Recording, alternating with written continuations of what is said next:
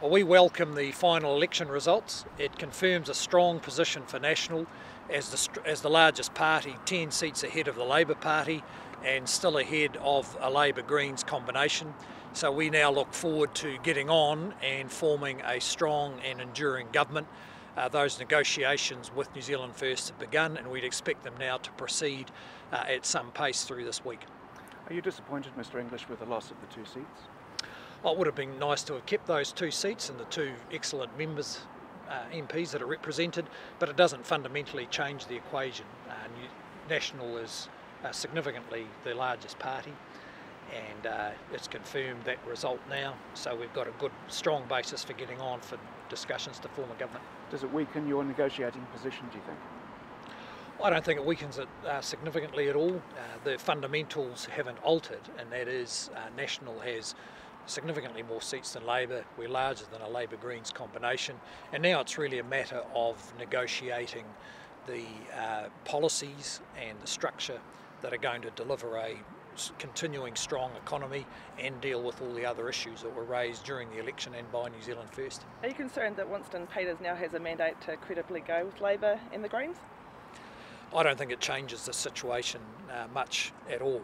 National is still the largest party, 10 seats more than Labor. We remain larger than Labor and the Greens, and the negotiations, I think, are much more likely to focus on the economy, on all the issues that are raised by New Zealand First and by the voters than they are now on the number of seats now that's been finalised. Given the numbers have now closed up, are you going to have to consider some bigger concessions for Winston Peters? Would Finance Minister or Shared Prime Minister go on the table? Look, it doesn't fundamentally change the nature of the negotiations.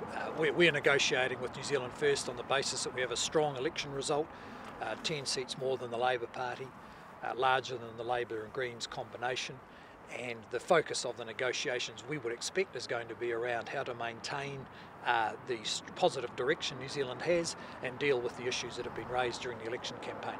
Do you accept the numbers reflect a mood for change? I accept that the numbers reflect the desire for New Zealand to stay on track with the strong economy and to deal with all the issues that were raised during the election campaign and that will be raised in the coalition negotiations. So can you still claim to have the bigger mandate to lead government? Well, these results confirm that National is significantly the largest party, 10 seats ahead of Labor. That puts us in a strong position to move ahead to form a strong and enduring government. Do you think, Mr English, this has highlighted any fundamental systemic weaknesses in the MMP system? This is the result MMP has given us. It's delivered successful governments for the last 3 or 4 elections, and we'd expect that in this we would be able to form an enduring government under these circumstances. No need for a change? No, I don't see any need for a change in MMP. Okay, everyone's happy?